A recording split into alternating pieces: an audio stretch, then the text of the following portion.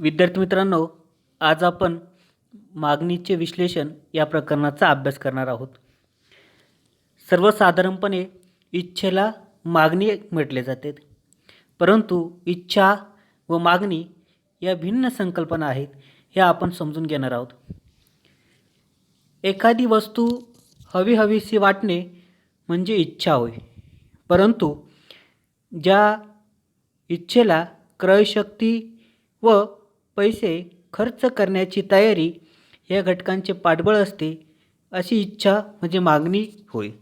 विद्यार्थी मित्रांनो, एखादी वस्तू आपल्याला हवीहवीशी वाटते म्हणजे ती इच्छा असते, परंतु मागणी होण्यासाठी क्रयशक्ती आवश्यक असते आणि पैसे खर्च करण्याची तयारीही आवश्यक असते. म्हणजेच इच्छा, क्रयशक्ती व क्रयशक्ती वापरण्याची तयारी यापैकी एखाद्या अटीची पूर्तता होत नसल्यास मागणी निर्माण होत नाहीत. सर्वसाधारणपणे विद्यार्थी मित्रांनो, आपण मागील प्रकरणामध्ये उपयोगिता ही संकल्पना अभ्यासली. उपयोगिता मागणीचा आधार आहे. आपण एखाद्या वस्तूची मागणी करतो कारण त्या वस्तूमध्ये मानवी गरज पूर्ण करण्याची क्षमता असते, म्हणजेच उपयोगिता असते. म्हणजेच उपयोगिता ही मागणीचा आधार आहेत. विशिष्ट वस्तूमध्ये असणारी उपयोगिता इच्छा निर्माण करते. विद्यार्थी मित्रांनो, एखाद्या वस्तूमध्ये मानवाची गरज पूर्ण करण्याची क्षमता असते, म्हणूनच गरज पूर्ण करण्याची क्षमता असल्या कारणामुळे ती जी उपयोगिता आहे ती आपल्याला इच्छा निर्माण करत असते. परंतु इच्छा म्हणजेच मागणी होत नाही, तर आपल्याला क्रयशक्ती आवश्यक असते आणि खर्च करण्याची तयारीही आवश्यक असते. पण उपयोगिता स्वतःहून मागणी निर्माण करत नाहीत. या प्रकरणामध्ये प्रामुख्याने आपण मागणीचे विश्लेषण अभ्यासणार आहोत. मागणीचे विश्लेषण उपभोक्त्याच्या वर्तनाशी निगडीत आहेत. प्रामुख्याने मागणी हा उपभोक्ता करत असतो आणि जो उपभोक्ता आहेत या उपभोक्त्याचा ध्येय असतं, उद्दिष्ट असतं की आपल्या महत्तम समाधान प्राप्त करणे. महत्तम समाधान प्राप्त करत असताना प्रामुख्याने अमर्याद गरजा मर्यादित साधनसामुग्रीच्या साहाय्याने पूर्ण कराव्या लागतात आणि अमर्याद गरजा पूर्ण करत असताना जी मर्यादित साधनसामुग्री आहे, पैसा जो आहे हा मर्यादित आहे आणि मर्यादित असल्या कारणामुळे त्याचं वर्तन कशा स्वरूपाचं असणार आहे. कमीत कमी पैशामध्ये त्याला अधिकाधिक समाधान प्राप्त करायचे आहे आणि त्या दृष्टिकोनातून त्याचं वर्तन कशा स्वरूपाचं असणार आहे. या उपभोक्त्याच्या वर्तनाशी निगडीत मागणीचे विश्लेषण आपण या प्रकरणामध्ये प्रामुख्याने अभ्यासणार आहोत. विद्यार्थी मित्रांनो, मागणीची संकल्पना अभ्यासत असताना सर्वप्रथम सर्वसाधारणपणे मागणी म्हणजे इच्छा. आपण सर्वसाधारणपणे समजतो की आपल्याला एखादी वस्तू हवीहवीशी वाटते आणि हवीहवीशी वाटणाऱ्या वस्तूला किंवा हव्याहव्याशा गोष्टीला आपण मागणी असं समजत असतो.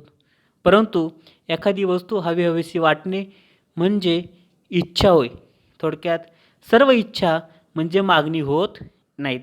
का नाही मागणी होत, तर त्याच्या पाठीमागचं सगळ्यात महत्त्वाचं कारण म्हणजे आपल्याला खर्च करण्याची आपल्याकडे क्रयशक्ती असणं गरजेचं आहे. आपल्याकडे पैसे असणं गरजेचं आहे आणि फक्त पैसेच असून चालत नाही, तर आपली ती खर्च करण्याची तयारीही असावी लागते. म्हणून थोडक्यात सर्व इच्छा म्हणजे मागणी नाही, परंतु मागणी म्हणजे परिणामकारक इच्छा होय. मागणी म्हणजे काय आहे की ती परिणामकारक इच्छा आहे. अर्थशास्त्रीय दृष्टिकोनातून जर विचार केला तर मागणी म्हणजे इच्छा असणे, खरेदी करण्याची तयारी असणे आणि खरेदी क्षमता असणे. या तीनही गोष्टी एकत्र आल्याशिवाय मागणी निर्माण होऊ शकत नाहीत. फक्त इच्छा आहेत परंतु खरेदी करण्याची तयारी नाही किंवा आपल्याकडे क्रयशक्ती नाही आहेत, तर मागणी निर्माण होत नाहीत. इच्छा आहेत, खरेदी करण्याची तयारी पण आहेत, परंतु क्रयशक्ती नाही, तर खरेदी क्षमता नाही, तर मागणी निर्माण होत नाहीत. प्रामुख्याने येथे आपल्याला मागणी निर्माण होण्यासाठी इच्छा असणं गरजेचं आहे, खरेदी करण्याची तयारी असणं गरजेचं आहे, त्याचबरोबर खरेदी क्षमताही असणं गरजेचं आहेत. या तिन्ही गोष्टी एकत्र आल्याशिवाय मागणी निर्माण होऊ शकत नाहीत. विद्यार्थी मित्रांनो, आपण मागणीची व्याख्या अभ्यासणार आहोत. सर्वसाधारणपणे बेन हॅम यांनी मागणीची व्याख्या केलेली आहे. विशिष्ट वेळी, विशिष्ट किमतीला, विशिष्ट वस्तूची खरेदी केलेली नगसंख्या म्हणजे त्या वस्तूची मागणी होय. तर या व्याख्येवरून कोणती वैशिष्ट्ये लक्षात येतात? तर सर्वसाधारणपणे मागणी ही सापेक्ष संकल्पना आहेत. मागणी ही वेळ, काळ, व्यक्तिपरत्वे ही बदलणारी संकल्पना आहेत. प्रत्येक व्यक्तीनुरूप मागणी ही बदलत असते, काळानुरूप मागणी बदलत असते. म्हणजे ही सापेक्ष संकल्पना आहे. त्याचबरोबर मागणी किंमत, स्थळ व वेळ या घटकांशी संदर्भ असतो. म्हणजे मागणीला विशिष्ट वेळ, विशिष्ट किंमत यांचा संदर्भ आवश्यक असतो. आपण एखाद्या वस्तूची खरेदी करणार आहोत, परंतु ती खरेदी करत असताना ती वस्तू किती किमतीला खरेदी करणार आहोत, कुठे खरेदी करणार आहोत, कधी खरेदी करणार आहोत या घटकांचा संदर्भ असल्याशिवाय मागणी ही पूर्ण होऊ शकत नाहीत. म्हणजेच विद्यार्थी मित्रांनो की मागणी ही फक्त इच्छा, क्रयशक्ती, पैसे खर्च करण्याची तयारी या सूत्रातील तीनही अटीपैकी कोणतीही एक अट पूर्ण होत नसेल तर येथे मागणी निर्माण होत नाहीत. म्हणजेच विशिष्ट वेळ, विशिष्ट किंमत, वस्तूची खरेदी केलेली नगसंख्या ह्या तीनही गोष्टी यामध्ये आवश्यक असलेल्या आपल्याला दिसून येतात. विद्यार्थी मित्रांनो, यावरून आपण मागणी पत्रकाचा अभ्यास करणार आहोत. आता मागणी पत्रक म्हणजे काय? तर एखाद्या विशिष्ट वस्तूची किंमत आणि त्या वस्तूची मागणी यातील कार्यात्मक संबंध ज्या सारणीद्वारे दर्शवला जातो त्यास मागणी पत्रक असे म्हणतात. म्हणजेच विशिष्ट वस्तूची किंमत आणि त्या वस्तूची मागणी यांच्यातला जो कार्यात्मक संबंध आहे, हा कार्यात्मक संबंध सारणीद्वारे दर्शवला जातो, त्यास आपण मागणी पत्रक असं म्हणतो. प्रामुख्याने मागणी पत्रकाचे दोन प्रकार आहेत: वैयक्तिक मागणी पत्रक आणि बाजार मागणी पत्रक. आपण विद्यार्थी मित्रांनो वैयक्तिक मागणी पत्रक याचा अभ्यास करू. प्रामुख्याने एक उपभोक्त्याने केलेली मागणी म्हणजेच वैयक्तिक मागणी होय. विशिष्ट वेळेला, विशिष्ट किमतीला, विशिष्ट वेळेला वेगवेगळ्या किमतींना वैयक्तिक उपभोक्ता किती नगसंख्या खरेदी करतो हे ज्या पत्रकात दर्शवले असते त्यास वैयक्तिक मागणी पत्रक असं म्हणतात. म्हणजेच एका उपभोक्त्याने केलेली मागणी म्हणजे वैयक्तिक मागणी पत्रक होय. हे आपल्याला इथे दिलेल्या पत्रकाच्या आधारे दर्शवलेले आहेत. इथे दोन स्तंभ दिलेले आहेत. क्ष वस्तूची किंमत रुपयामध्ये दर्शवलेली आहेत. क्ष वस्तूची मागणी किलोग्रॅममध्ये दर्शवलेली आहेत. इथे आपल्याला दिसते की 50 रुपये किंमत असताना 1 किलो वस्तूची मागणी केली जाते. 40 रुपये किंमत असताना 2 किलो वस्तूची मागणी केली जाते. 30 रुपये किंमत असताना 3 किलो वस्तूची मागणी केली जाते. 20 रुपये किंमत असताना 4 किलो वस्तूची मागणी केली जाते आणि 10 रुपये किंमत असताना 5 किलो वस्तूची मागणी केली जाते. या पत्रकाचं जर आपण निरीक्षण केलं तर आपल्या लक्षात येतात की 50, 40, 30, 20, 10 अशी वस्तूची किंमत कमी कमी होते आणि मागणीचं जर बघितलं तर 1, 2, 3, 4, 5 अशा पद्धतीने मागणी इथे आपल्याला वाढत असलेली दिसते. म्हणजेच याचाच अर्थ जसजशी किंमत कमी होते तसतशी मागणी वाढते आणि जसजशी किंमत वाढते तसतशी मागणी ही कमी होत असलेली आपल्याला दिसून येते. हे आपण प्रामुख्याने आकृतीच्या साहाय्याने अभ्यासू.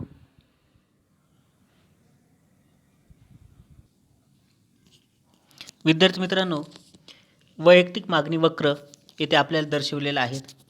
वैयक्तिक मागणी वक्राचा जर विचार केला तर प्रामुख्याने क्ष अक्षावरती वस्तूची मागणी दर्शवलेली आहे. असलेला जो क्ष अक्ष आहे या क्ष अक्षावरती वस्तूची मागणी दर्शवलेली आहेत आणि य अक्ष जो आहेत या अक्षावर वस्तूची किंमत दर्शवलेली आहे. किंमत आपल्याला दिसते 2, 4, 6, 8, 10 आणि वस्तूची मागणी किलोग्रॅममध्ये दिलेली 1, 2, 3, 4, 5 अशा स्वरूपाची मागणी आपल्याला दर्शवलेली आहेत. प्रामुख्याने इथे आपल्याला किंमत व मागणी यातील व्यस्त संबंध दर्शवलेला आहे. किंमत व मागणी यातील व्यस्त संबंध. जसजशी किंमत वाढते तसतशी मागणी ही कमी कमी होत असलेली आपल्याला दिसते. मागणी ही काय होते? कमी कमी होत असलेली आपल्याला दिसते. म्हणजे किंमत वाढत असताना मागणी कमी होते आणि किंमत कमी होत असताना मागणी वाढत असलेली आपल्याला दिसते. सर्वसाधारणपणे जो म हा मागणी वक्र दर्शवलेला आहे. हा म मागणी वक्र डावीकडून उजवीकडे खाली जाणारा आहे. डावीकडून उजवीकडे हा कसा आहे? खाली जाणारा आहे.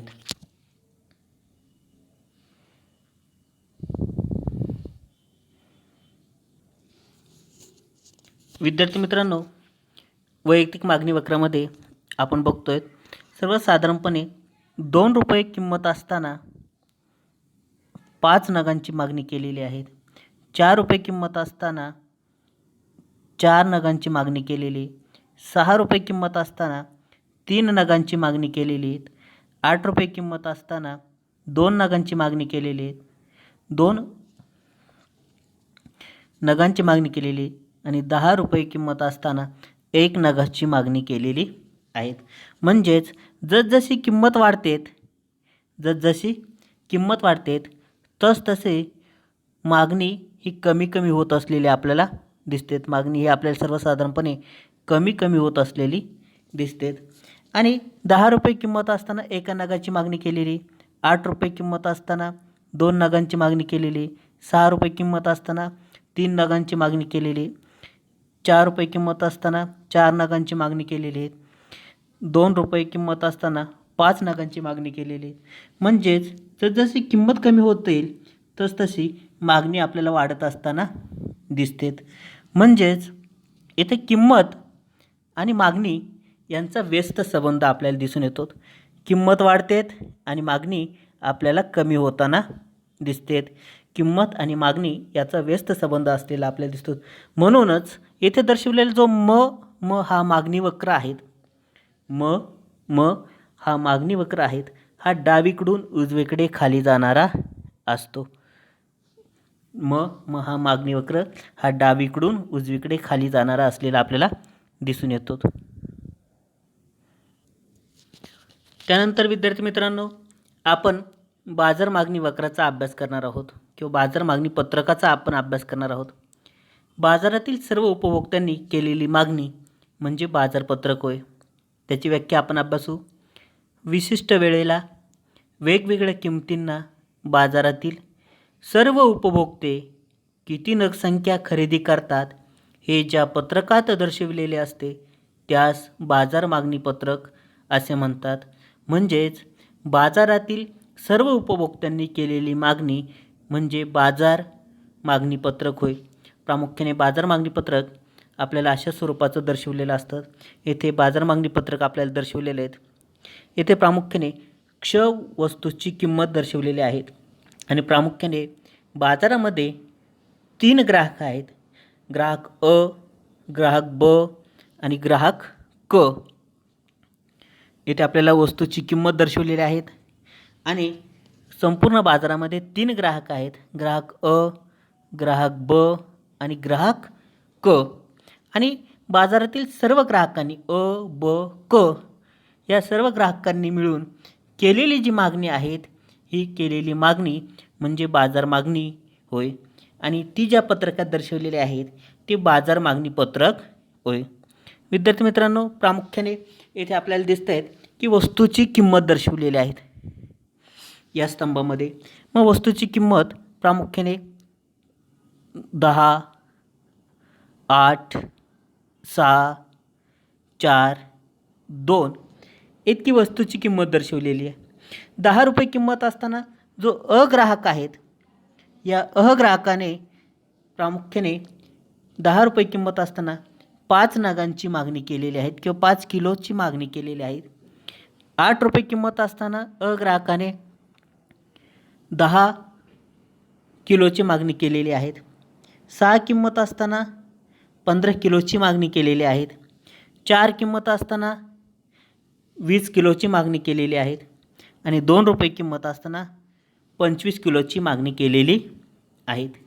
अशा स्वरूपात जो ब ग्राहक आहेत 10 रुपये किंमत असताना 10 किलोची मागणी केली, 8 रुपये किंमत असताना प्रामुख्याने 15 किलोची मागणी केलेली आहेत, 6 रुपये किंमत असताना 20 किलोची मागणी केलेली आहेत, 4 रुपये किंमत असताना 25 किलोची मागणी केलेली आहेत आणि 2 रुपये किंमत असताना 30 किलोची मागणी केलेली आहेत.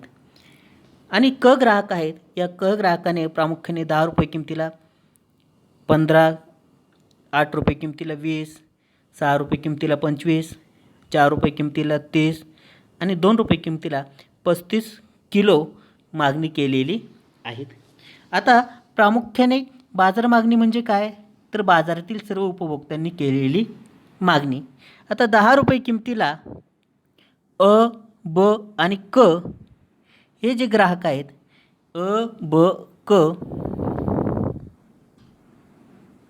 या सर्व ग्राहकांनी मिळून केलेली जी मागणी आहे तर ती किती आहेत, तर 10 रुपये किमतीला अ, ब आणि क सर्व ग्राहकांनी मिळून केलेली मागणी ही 30 किलो आहेत. म्हणून बाजार मागणी ही 30 इतकी आहेत. किती आहेत, 30. अशा स्वरूपाचे आपल्याला बाजार मागणी पत्रक येथे दर्शवलेलं आहेत. सर्वसाधारणपणे 8 रुपये किमतीला अ, ब आणि क मिळून 45 किलोची मागणी आहे. 6 रुपये किंमत असताना 60 किलोची मागणी आहेत. 4 रुपये किंमत असताना 75 किलोची मागणी आहेत आणि 2 रुपये किंमत असताना 90 किलोची मागणी आहेत. सर्वसाधारणपणे या कोष्टकाचं निरीक्षण केलं असता आपल्या एक गोष्ट लक्षात येते की किंमत दर्शवली आहेत 10, 8, 6, 4, 2 आणि आपण बाजार मागणी जी आहे ती आहे 30, 45, 60, 75, 90. म्हणजे जसजशी किंमत कमी होते तसतशी मागणी ही आपल्याला काय होताना दिसते. जसजशी किंमत कमी होते तसतशी मागणी ही आपल्याला वाढत असलेली आपल्याला दिसून येते. ही असलेली जी मागणी आहेत ही आपल्याला 30, 45, 60, 75, 90 या स्वरूपात वाढत असलेली आपल्याला दिसते. आणि जसजशा स्वरूपात किंमत वाढते, किंमत वाढत असताना येथे सुद्धा मागणी आपल्याला कमी होत असलेली आपल्याला दिसते. 90, 75, 60, 45, 30 अशा स्वरूपाची कमी होत असलेली आपल्याला दिसते. म्हणजेच वैयक्तिक मागणी पत्रक आणि बाजार मागणी पत्रकचं जे स्वरूप आहेत हे समान स्वरूपाचं आहेत. फरक इतकाच आहे की वैयक्तिक मागणी ही कमी स्वरूपाची असते, कमी असते आणि बाजार मागणी ही अधिक असते, तिला व्यापक स्वरूप असतं. हेच आपण कोष्टकाच्या साहाय्याने अभ्यासू. येथे आपल्याला बाजार मागणी वक्र दर्शवलेला आहे. सर्वसाधारणपणे या वक्रामध्ये आपल्याला क्ष अक्ष दर्शवलेला आहे. हा जो क्ष अक्ष आहेत, जो क्ष अक्ष आहेत, क्ष अक्षावरती मागणी दर्शवलेली आहे. 20, 40, 60, 80, 100 इतकी मागणी किलोग्रॅममध्ये दर्शवलेली आहेत. आणि जो य अक्ष आहेत, या अक्षावरती किंमत दर्शवलेली आहेत.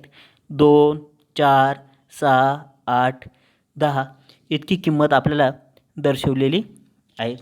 सर्वसाधारणपणे निरीक्षण केलं असता 2 रुपये किंमत असताना किती नगांची मागणी आहे, तर 90 नगांची मागणी आहे. किती नगांची मागणी आहेत, 90 नग किंवा 90 किलोग्रॅम इतकी मागणी आहेत. 4 रुपये किंमत असताना सर्वसाधारणपणे 75 किलोग्रॅमची मागणी आहेत. सर्वसाधारणपणे 6 रुपये किंमत असताना ही मागणी 60 इतकी असलेली आपल्याला दिसून येते. 8 इतकी किंमत असताना मागणी ही 45 किलोची मागणी असलेली आपल्याला दिसून येते. आणि 10 रुपये किंमत असताना मागणी ही सर्वसाधारणपणे आपल्याला 30 इतकी दिसून येते. 30 किलोग्रॅमची इतकी मागणी दिसून येत असलेली आपल्याला दिसते. म्हणजेच एकंदरीतपणे इथे जर विचार केला तर